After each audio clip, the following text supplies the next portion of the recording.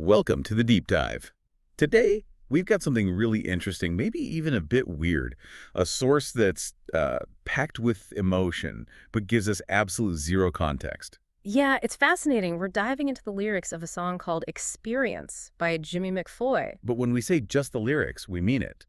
The file we got, the About section, credits, totally blank. Completely empty. So our mission today really is to treat these words purely as, well, words, as a standalone document. We can't lean on anything else. No music, no artist backstory, nothing. Exactly. We have to map out the feelings, the language, the core plea, just based on the text itself. It's purely an internal analysis. Which kind of forces our hand, doesn't it? It makes us ask, what can we actually learn about urgency, about raw vulnerability, when all you've got is the text? It's a great question. And these lyrics, they definitely feel like, well, like unfiltered crisis from the get-go. Okay, let's start right there. The opening, it really hits you. It does. There's no gentle introduction? No, it's demanding, like an urgent wake-up call. He says, feel good, open your eyes, it's your time to realize. Straight away, it sets this frantic pace almost. You feel like something important is happening right now. But then, almost immediately, there's this weird twist. Right? Yeah, the lines that follow are, let's say, paradoxical. After telling someone to realize, he says, baby, I want to be in your mind for the last time. For the last time. That's the bit. Why frame it like that? If you want connection, why suggest its ending? Well, it could mean a couple of things, both pretty intense. One, maybe it's a literal ultimatum. This is it, our last chance. Okay, like, remember me now or never. Right. Or maybe it speaks more to the speaker's own state, like they're so exhausted by trying to connect. Ah, so this attempt feels final to them, even if it isn't literally the last. Exactly. Like this is the big one, the defining moment. And after this, maybe they just emotionally check out. It highlights the severity of this moment for them. So desperate demand, or maybe just deep, deep weariness. Either way, it definitely ramps up the urgency. It really does. And that makes the next lines, the sort of foundational statement, hit even harder. You mean the, can't you feel me? I have a beat in my heart for you. Yes.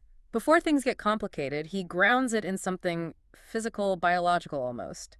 My heart beats for you. It's visceral. It's like saying, okay, despite the weirdness, despite the urgency, here's the simple truth. I'm committed to you. It's the anchor of sincerity, maybe, before he dives into much more abstract territory. Which happens pretty fast. Oh, yeah. Almost immediately. We move from that heartbeat to, well, sheer loneliness. It's a sharp turn. He just comes out and says, stay by my side, I'm so alone. Yeah. That vulnerability after the demanding start, it's striking. And that loneliness, that feeling of being so alone, that's the key, I think, to understanding the song's big central idea, the main metaphor. Right, where he says his need for love is like an experience. Yes, like an experience. It's such a loaded phrase. It really is. Why experience? Not just a feeling or a want. Well, think about what experience implies. It's not just passive, is it? It's something you go through, something that potentially changes you. Like a journey or a trial, maybe? Sort of, yeah. It suggests love isn't just nice to have, it's a necessary event, something fundamental you have to pass through to, I don't know, exist properly. So it elevates the relationship way beyond just liking someone. It's existential. Exactly. It becomes about survival, almost. Which maybe explains why the demands escalate so quickly. Yeah, because if it's that vital, first he asks, give me your love. Which sounds, pretty standard. Relatively standard, yes. Affection, attention. But then a bit later, it jumps massively. Give me your soul. And that's a huge leap, isn't it? From love to soul. Huge. Love is one thing, but soul, that sounds like total possession. It does. It implies complete spiritual, existential merging, almost. Yeah. And coming right after he says he's so alone. It makes the loneliness feel like this gaping void that only total fusion with someone else can fill. Right. Anything less than that complete merger, that giving of the soul, it just won't cut it. It won't fix the lone feeling. But doesn't that kind of undermine the vulnerability? If you're asking for someone's soul, that sounds less desperate and more demanding, maybe even a bit controlling. That's the tension, isn't it? That's what makes it complex. Is this someone genuinely broken and reaching out? Or is it someone who sees the other person purely as the solution to their emptiness? Like, your purpose is to fix my loneliness. Potentially, yeah. The language pushes it in that direction. They're not just sad, they might be quite self-centered in their vulnerability. It's fascinating how the word choice creates that ambiguity. Okay, so we have this intense, slightly uncomfortable plea. Hmm. But then there's a shift, right? He starts looking outward. Yes, the focus changes. He observes the other person, the love interest, which suggests it's not all about him. He says, I've seen your eyes crying all night long. Like an expression told. Like an expression told. That's interesting phrasing, too. Not just, I saw you crying, but like he's reading a story in the tears. So he positions himself as the one who understands her pain. Exactly, the observer, the interpreter. And this observation immediately leads to a new kind of pressure. The crime part. Please, girl, open your heart. It's a crime to see you crying. Yeah. Calling her sadness or her refusal to open up a crime, that's a strong judgment. It almost shifts the blame onto her, doesn't it? Like, you're doing something wrong by being sad, and I have the solution. Precisely. It reframes his need as her salvation. Is he being genuinely compassionate, or is it a tactic? A way to say, your pain is wrong, let me fix it by having you open up to me. It's emotional leverage, maybe? I need you becomes I am saving you. Could be. And to make that saving offer seem legitimate, he has to show his own credentials, his own sacrifice. Which leads to probably the most vulnerable line in the whole thing. Absolutely. The reassurance, lady, don't be afraid to be mine because I lost pride. Because I lost... Hey, wow, that feels pivotal. It really is. Pride is like, our emotional armor, our ego's defense, saying you've lost it. Means you've got nothing left to hide behind. You're totally exposed. That's the implication. He's suggesting he's gone through everything, trying to control, negotiate, maybe even pull away, and failed. All his defenses are down. So it's not just him stating a fact. It's like an offering, a plea for mutual surrender. I'm exposed, so you can be too. Exactly. I've already given up my ego, so you don't need to fear giving up yours.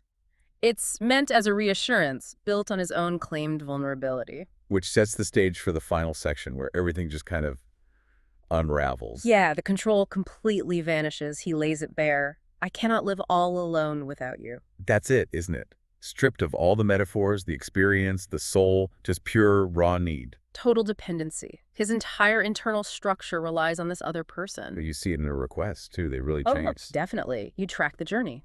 He demanded realization, then love, then soul. Offered his lost pride. Man. Now it collapses. All that big abstract stuff is gone. He's just begging for something immediate, something tangible. The request becomes small, almost nonspecific. Just another time, please. I need a sign of your love. See, from demanding the soul to just needing a sign. Any sign. It's like he doesn't have the strength left to ask for anything big. Just confirmation, hope, a lifeline. It's a complete retreat. The journey from trying to dictate the terms of this grand experience to just pleading for one small indication that losing his pride wasn't for nothing. It really maps out that whole emotional arc perfectly, doesn't it? From command to confession to just complete reliance. The text does it beautifully. It shows that spiral into exhaustion and total dependency. So just by digging into the words with literally nothing else to go on, we pulled out this really intense story. Urgency, dependency, vulnerability. Yeah. It's all there in the language. Absolutely. It's a powerful demonstration of how text alone can convey a crisis. Experience the lyrics. They stand as this amazing example of someone communicating under, well, extreme emotional pressure. Trading pride for connection. Yeah, and framing love as this necessary defining experience. It makes you think, doesn't it? Often the most intense language we use comes not just from love, but from the fear of being alone. Which leaves us, and you listening, with a final thought to chew on. He needs this connection, like an experience, right? Essential for life. Right. But he also says he wants it for the last time. So if it's this fundamental experience, but he also seems terrified of risking it again. What does that say about the real cost of vulnerability? What kind of sign of your love does he actually need at the end? Is it really about commitment? Or is it just a sign that the pain, the experience itself, will finally stop? A really profound question about what we bargain for when we're at our most desperate. Thanks for diving in with us today. We'll see you on the next deep dive.